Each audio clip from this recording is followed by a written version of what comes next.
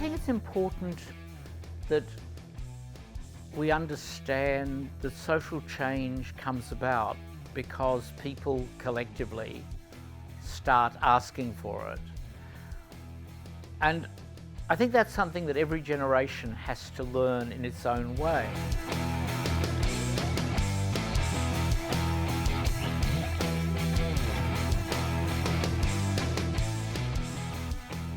It's not about equality. I think that's the thing that's hardest to get across to people. Gay Liberation didn't want equality, they wanted transformation of everything. So liberation wasn't about equality for gay people, it was about sexual freedom for everybody. Everybody was going to be free. But what was so refreshing and liberating about this was you could hug and be friendly with guys, and there were no sort of sexual undertones or come-ons or whatever. It was totally relaxing. And there probably weren't that many with the women either, because given the way women were sexually repressed in the 70s, it was very difficult for a lot of women at that time actually to initiate relationships as well, because we didn't have a language, and we had to invent a language of our own. And of course it wasn't just about sexual freedom. There was an opposition to monogamy, for example, that was quite strong.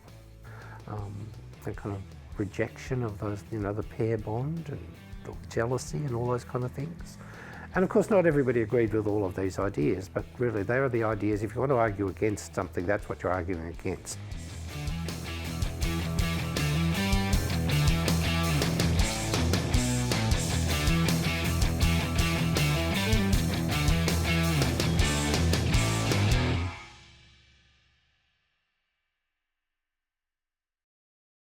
It was an intensely radical period in Australian history. The campaign, the movement against the Vietnam War and conscription had really reshaped Australian politics. People were taking to the streets, they were engaged in... Around the Vietnam War there were events virtually every week. You could go to something, a speak-in or a teach-in or a public meeting or a protest or a big demo. It was a period of agitation. It spread very rapidly to other groups in society, mostly inspired by the Americans, so women's liberation, Aboriginal politics, which took a form of kind of black power, is the kind of term they'd used at the time, and gay liberation, which arrives from them. Well, I suppose I was one of the initiators of Gay Liberation Front in Melbourne. It was based really out of Melbourne University, but came to represent the whole of the gay community in Melbourne. And I had this very strong sense of social justice.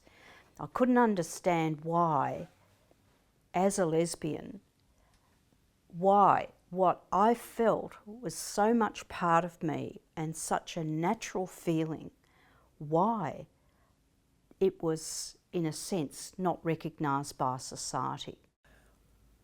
Melbourne Gay Liberation was probably one of the most, if not the most important events of my life. I was invited by friends I was working with to what they called a meeting of gay people. I didn't really know what that meant. It was to be at Melbourne University. My friend at work was the only other, and her partner, the only other lesbians I knew at that stage. We're talking about early 70s. Even though I'd had a long relationship at school with another girl, I didn't really know any other gay people at all. So I was very excited. I said I'd love to come. I was actually in a bar called the Woolshed Bar, and in those days, because we were so illegal, we were essentially sexual outlaws, the only places we could go to were often fairly divey places. And this place was in the basement of the Australia Hotel.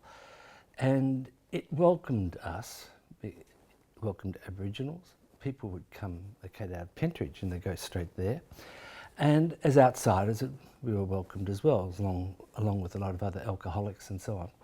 It's where you'd tend to gather. And I was there one day and met this vision called Julian, and we went on a date.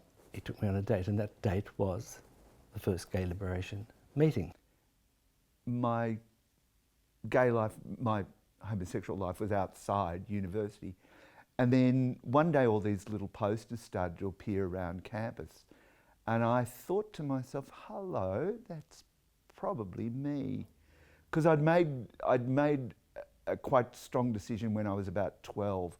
I'd realised that I actually liked boys and girls wasn't going to be my thing, which made me different from everybody I went to school with.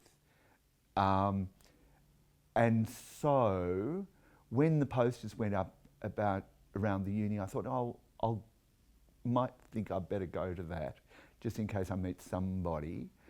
And I can't remember, but it was in the Menzies building, the Ming Wing at Monash. And I can remember before the lunchtime where the meeting was supposed to happen, I hung about on the campus going, if I go to this is going to be a huge joke, and the rugby team and all the engineering students are going to line up outside the building, and as we get out of the lift, we're going to be punched to the ground and kicked to death. But I had resolved and I went, all right, I'll go. The Melbourne Gay Liberation starts with this meeting at the Drummond Street Cafe restaurant. It starts meeting at Melbourne Uni almost immediately, and so they have Friday night meetings. They're very big meetings, 50, 60 by all accounts. And they're doing an enormous number of things.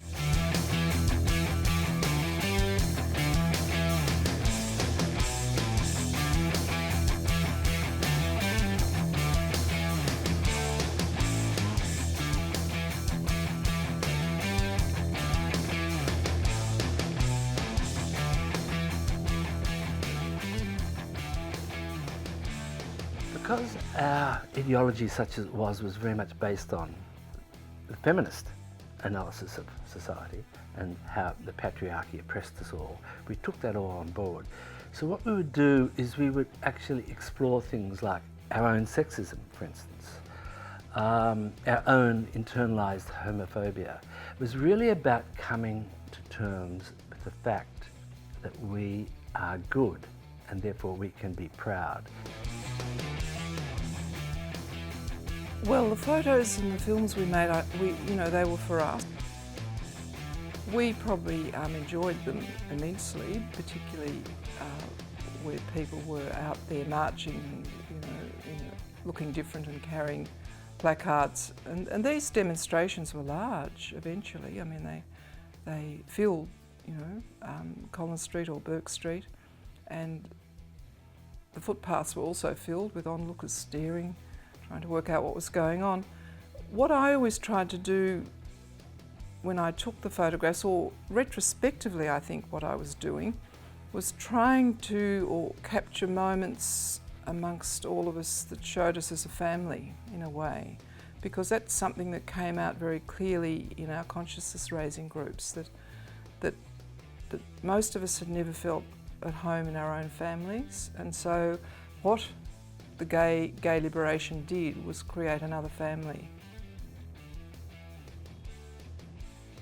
I guess the wildly utopian hopes of liberation weren't achieved, but so much more was achieved than people really thought could be.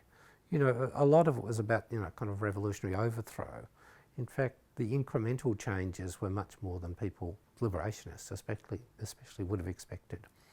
So it was never aggressive, it was never political. We were just, the power came from being ourselves.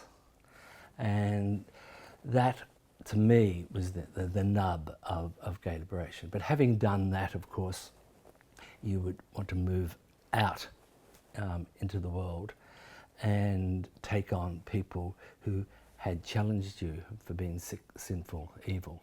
I think it was the impetus for all of the change movements associated with homosexuals in society and law reform and a whole series of other things like employment conditions, superannuation, housing and so forth.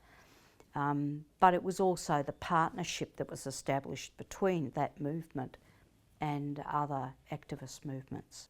the fabulous networks of people walking into this room today and meeting up with people that I haven't seen for years, or largely haven't seen for years. I've been aware of them being busy in our society, working for change and being leaders, and that's so fantastic. I feel like I'm one of the foot soldiers, but I think that gay liberation shows you that you don't have to be one of the leaders. You do have to turn up though and be there, and as I said before, don't take no for an answer. In fact, the movement managed to reform society quite strongly and decisively. But at the time, the sense that we were taking on this huge task wasn't really intimidating to people. It was an exhilarating opportunity, and the responsibility of doing it was something that people felt very strongly.